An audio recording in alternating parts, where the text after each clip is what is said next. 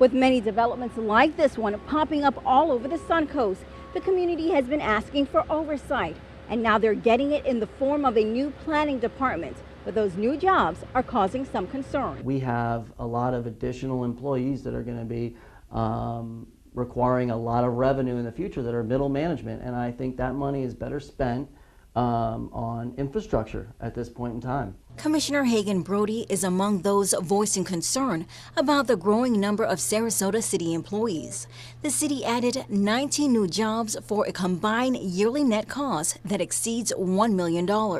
Among them, 4 police officers, 7 maintenance and utility workers, a homeless coordinator, and several new planning department jobs. I was sent to City Hall to really bring some fiscal responsibility to the budget process, and I just was disappointed in this budget because I don't think it emphasized those things enough. Brody says the 3 planning department positions are causing the biggest concern because they equate to more than $285,000, adding to the already $224,000 being spent on planning services being performed by outside vendor Urban Design Studio.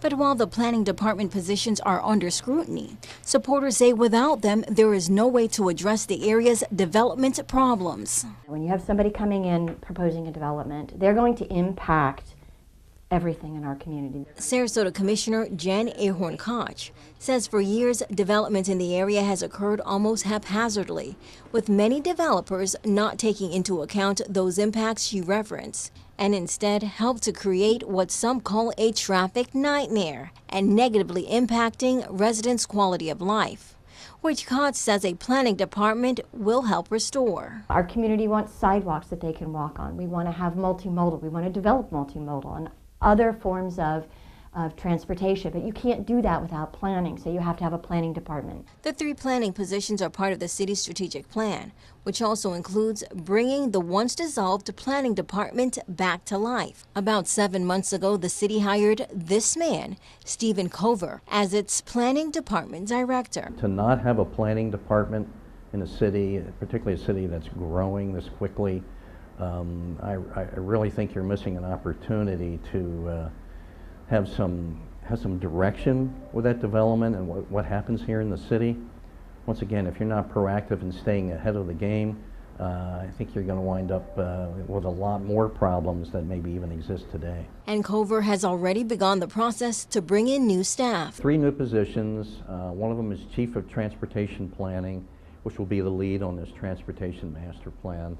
There's also a transportation planner who will be working underneath that individual. And then the 3rd position is a senior planner position in our long-range planning division that will be focusing on affordable housing. Cover says their top priorities include a comprehensive traffic plan, something that has not been done in the city in over 20 years. But that plan goes beyond just studying the problem to include solving it. And ultimately, this plan will have an implementation component that will identify what projects and what order need to be done and at what cost.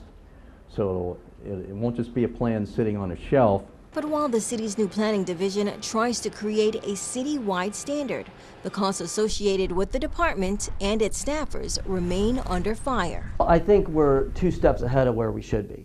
You know, I understand that we need to grow as the city grows.